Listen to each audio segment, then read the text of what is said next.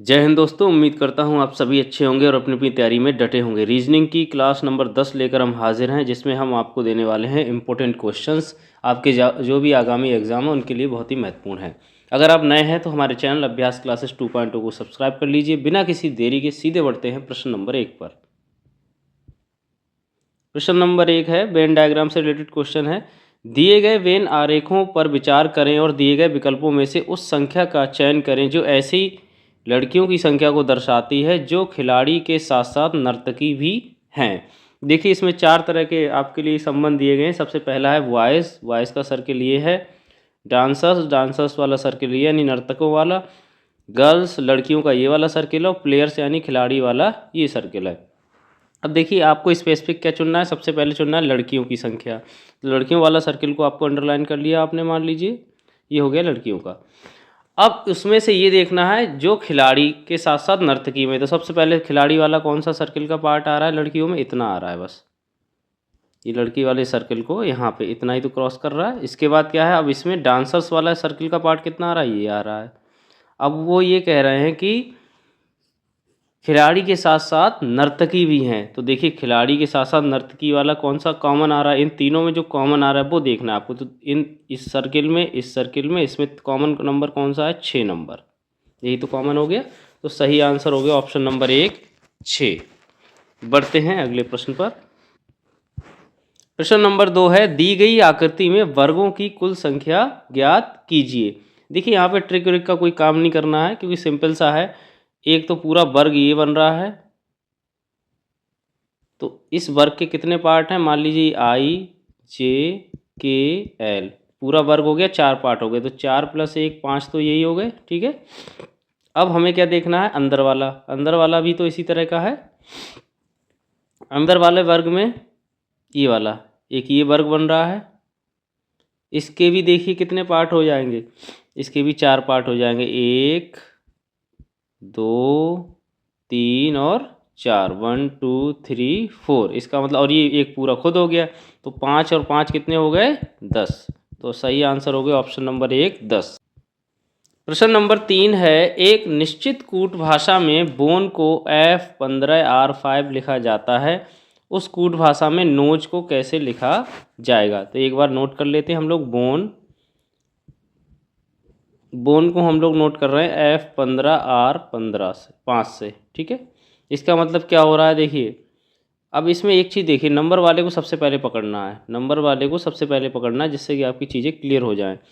अब ओ को रिप्रेजेंट कर रहे हैं ये 15 से। ओ 15 नंबर पे आता है, इसका मतलब ओ का क्रम दिखा रहे हैं। ई को रिप्रेजेंट कर रहे हैं 5 से, बिल्कुल सही है। यानी ये चीज़ तो क्लियर होगी, 15 और 5 यानी नंबर वाली बात बिल्कुल क्लियर है। अब इसी तरह से हमारे लिए क्या है, अब कुछ देखना ही नहीं है, नोच का देखना है। नोच में ओ का कितना आ गया बेटा, ओ का हो जाएगा 15 और ई का हो जाएगा 5। 15 5 वाला ऑप्शन सही होगा, इसमें कुछ कन्फ्यूजन वाली बात ही नहीं है। तो सही आंसर हो गया ऑप्शन नंबर 3, R15W5। इसमें बाकी बी को और एन को देखने की या एफ को आर को देखने की ज़रूरत ही नहीं पड़ी, क्योंकि एग्ज़ाम में टाइम कम होता है तो कम से कम समय में हमें अधिक से अधिक क्वेश्चन करने होते हैं। इसे वैसे तो इसमें क्रम ये था, आपको बता दें, बी के बाद कितने जुड़ रहे हैं, CDEF यानी +4 का। ऐसे ही आपका एन के बाद आर जब आ रहा है तब भी +4 हो जाए।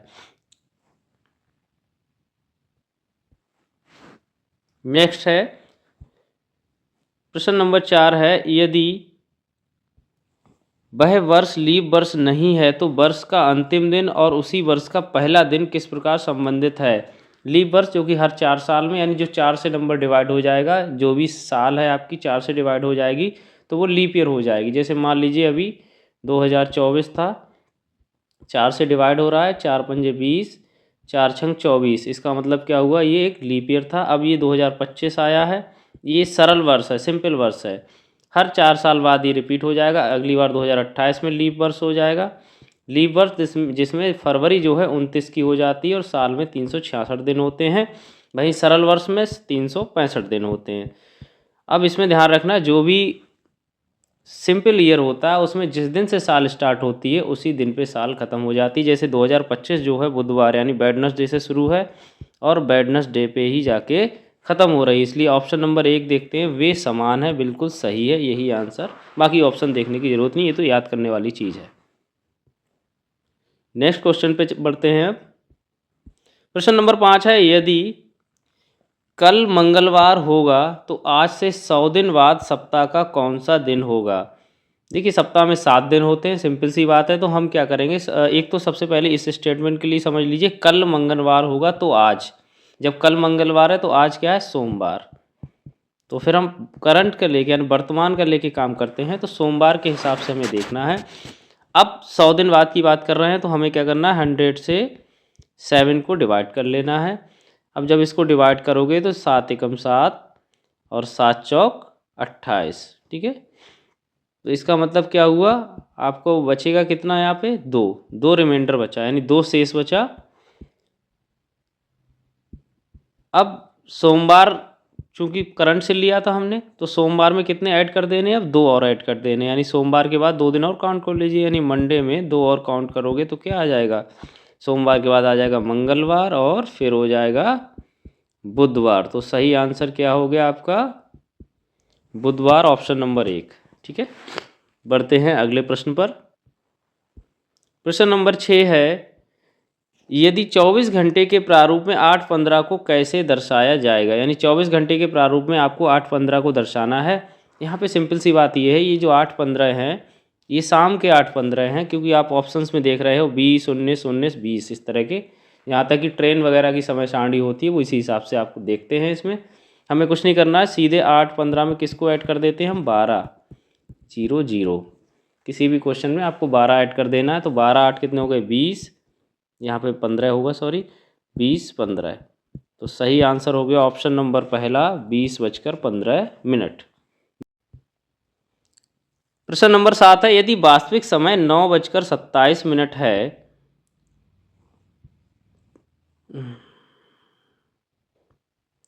प्रश्न नंबर 7 है, यदि वास्तविक समय 9 बजकर प्रश्न नंबर 7 है, यदि वास्तविक समय 9:27 है तो दर्पण द्वारा कौन सा समय दिखाया जाएगा। दर्पण में जो इमेज बनती है वो आपको पता है अपोजिट हो जाती है, इसलिए यहाँ पे क्या करना है, हमें एक फार्मूला याद रखना है।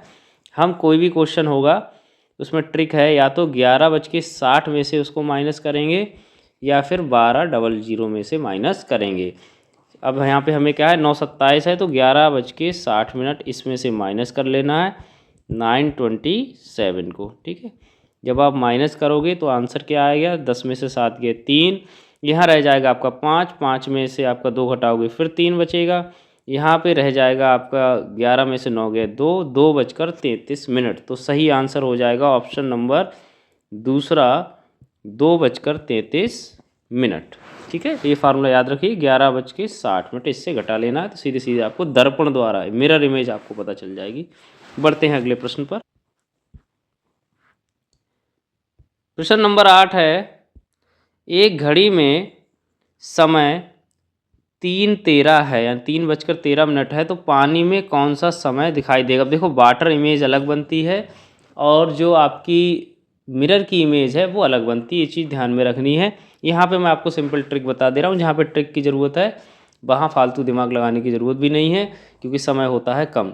यहाँ पे आपको क्या करना है, अगर टाइम जो है आपका, ये मान लीजिए घड़ी है, ये है आपके 12, ये 3, ये 6, ये 9।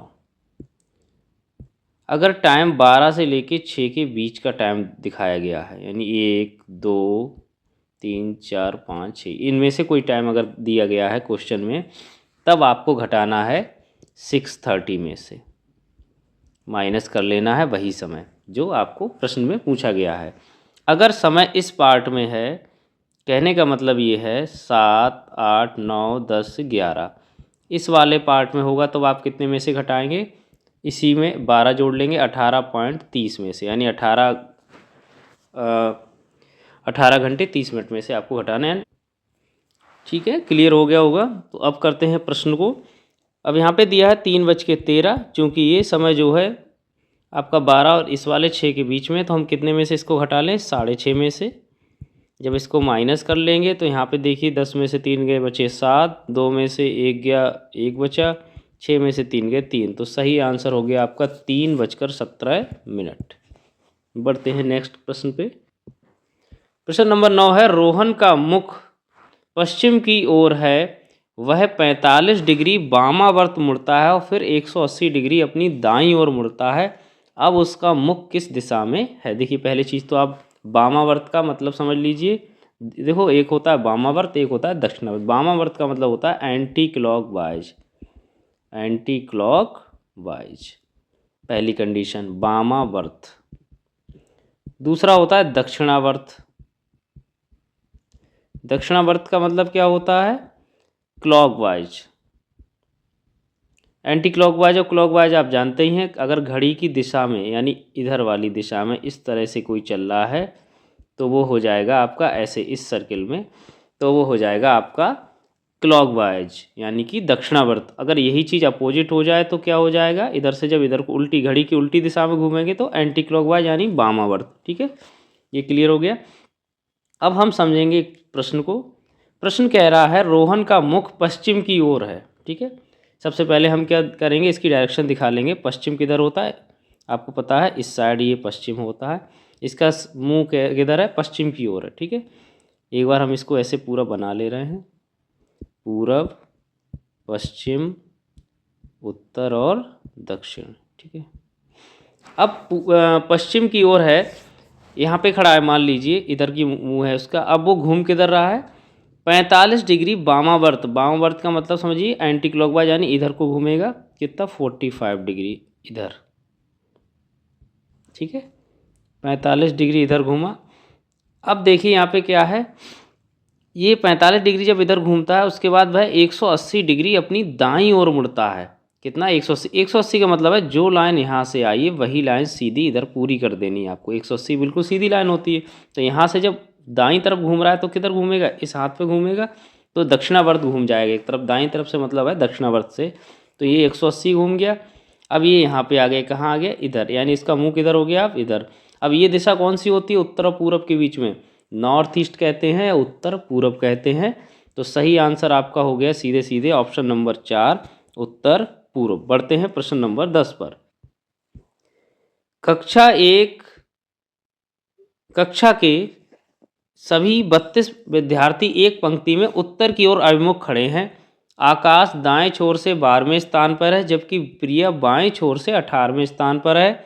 आकाश और प्रिया के बीच में कितने लोग खड़े हैं? देखिए सारे लोग इधर उत्तर की तरफ मुंह करके खड़े हैं, कहने का मतलब ये है कुल मिला के। अब एक सिंपल सी बात समझ लीजिए, यहाँ पे लेफ़्ट और राइट का कॉम्बिनेशन होता है।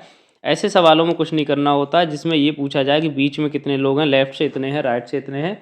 तो लेफ़्ट और राइट वाले दोनों जोड़ लेते हैं पहले, यानी L + R करेंगे। L + R आपका कितना हो जाएगा? 18 + 12 बराबर हो जाएगा आपका 30। ठीक है, अब 18, 12, 30 हो गया। अब सिंपल सी बात है, अब क्या करना है हमें? टोटल कितने हैं? टोटल आपके हैं 32। टोटल में से इसको माइनस कर देना है। 32 - 30 तो कितने बचे? 2। तो सही आंसर हो गया ऑप्शन नंबर 1 2। प्रश्न नंबर 11 है। इस तरह के प्रश्न भी काफ़ी पूछे जाते हैं। R M से लंबा है, M P से लंबा है, S R से लंबा है, H P से कद में छोटा है, U N से लंबा और S से कद में छोटा है। इनमें से सबसे लंबा कौन है? ऐसे प्रश्न आपको अक्सर झुंझलाहट महसूस कराते हैं कि इन प्रश्नों को करें ना करें, बहुत दिमाग लगाना पड़ता है, लेकिन ऐसा नहीं है, सिंपल क्वेश्चन होते हैं। कोई भी क्वेश्चन तब तक कठिन लगता है जब तक आप उसके लिए प्रयास नहीं करते हल करने का। एक बार आप उसमें घुस जाएं तो कोई बड़ी बात नहीं है कोई प्रश्न करना। अब जैसे मान लीजिए इस तरह का प्रश्न है, सबसे पहले इसमें ये देख लीजिए कितने लोग हैं। सिंपल सी बात है, लिखते जाइए या फिर एक लाइन खींच लीजिए। एक लाइन मान लीजिए आपने खींची, कहीं पे आप मान लीजिए आपने R यहाँ पे दिखा दिया। R क्या है? M से लंबा है, तो यहाँ पे हमने R लिख दिया, इसके नीचे M लिख दिया। ठीक है, M क्या है? P से लंबा है, इसका मतलब P नीचे लिखा जाएगा। ठीक है, लंबाई का क्रम बढ़ाते जा रहे हैं। S जो है R से भी लंबा है, तो हमने ऊपर जगह इसीलिए छोड़ रखी थी, यहाँ पे S लिख दिया। ठीक है, H P से कद में छोटा है, यानी P से छोटा तो P के नीचे आ गया। U N से लंबा है और S से कद में छोटा। अब देखिए H के साथ रिलेशन देखना हमें, S से कद में छोटा कौन है? U। ठीक है, तो S से कद में छोटा और N से लंबा है, तो पहले क्या होगा यहाँ पे? U, फिर आ जाएगा आपका N। यही तो कह रहा है क्वेश्चन। सारे हो गए S R M P H U N। अब सिंपल से पूछा होगा इनमें सबसे लंबा कौन है, अगर सबसे छोटा पूछता तो एन आ जाता। अब यहाँ पे चूंकि सबसे लंबा पूछा है तो सबसे लंबा हो गया आपका एस। तो प्रश्न नंबर 11 का सही आंसर ऑप्शन नंबर 2 हो गया एस। प्रश्न नंबर 12 है, दीवार पर लगी तस्वीर को देखते हुए उसने कहा, मेरी भाभी एस के पति क्यू के बेटे एन की एक बहन आर थी, एस आर से किस प्रकार संबंधित है। ऐसे प्रश्न तो मैं जितना भी उलझाने की कोशिश करें, उलझना नहीं है, सीधे क्या है अपना नोट डाउन करते रहिए फटाफट से। सबसे पहले उन्होंने कहा मेरी भाभी एस के पति, यानी पति पत्नी का रिलेशन हम कैसे दिखाते हैं। मान लीजिए क्यू बराबर हमने लिख दिया एस, क्यू के ऊपर क्या लगाएंगे प्लस क्योंकि पति हैं, एस के आगे नेगेटिव क्योंकि ये पत्नी है। ठीक है, अब बेटे का रिलेशन दिखाना है तो चाहे तो दोनों को क्रॉस करके या किसी एक के नीचे आप बेटे का रिलेशन दिखा दीजिए। जैसे मान लीजिए इसके नीचे हमने क्यू के नीचे दिखा दिया एन। ठीक है, एन के ऊपर प्लस लगाओ क्योंकि बेटा है, उसकी एक बहन है आर, बहन को हम किससे दिखाएंगे, भाई बहन को डैश से, और उसको करेंगे आपको नेगेटिव लगाएंगे ऊपर। ठीक है, तो अब इसमें पूछ रहा है एस और आर का क्या रिलेशन। तो सिंपल सी बात है, एस आर की क्या हो गई यहाँ पे माँ हो गई क्योंकि ये इन्हीं दोनों के बच्चे हैं। तो सही आंसर हो गया ऑप्शन नंबर 2 माँ। एक बार आपको फिर से क्लियर कर दूं, पिछली वीडियो में भी बता चुका हूं कि ऐसे रिलेशन में ध्यान रखना है। मान लीजिए अगर बाप बेटा का या माँ बेटा का रिलेशन है, ए और बी मान लो पति पत्नी है, तो उनको क्या हम बराबर से डिनोट करते हैं ए और बी को, लेकिन महिला को मेल को हम दिखाते हैं प्लस से और फीमेल को हम दिखाते हैं माइनस से। ठीक है, तो ए प्लस हो गया बी माइनस हो गया। इनके अगर कोई बच्चा है तो उस बच्चे को अगर हमें दिखाना है, अगर लड़का है मान लीजिए सी तो उसके ऊपर प्लस, और भाई बहन के लिए हम किससे डैश से रिलेट करते हैं, और यहाँ पे डी है मान लीजिए तो ये हो गया निगेटिव। ठीक है, इसके अलावा बाकी जो चीज़ें होंगी, अगर दादा है दादी तो उसी क्रम में लिखते चले जाएंगे। फैमिली ट्री ऐसे ही बनाते हैं। बढ़ते हैं नेक्स्ट पे। प्रश्न नंबर 13 है, दिए गए शब्दों को शब्दकोश के क्रमानुसार व्यवस्थित करें, यानी डिक्शनरी के अनुसार आपको वर्ड्स को लगाना है। अब कौन कौन से वर्ड आपको दे रखे वो एक बार पढ़ लीजिए।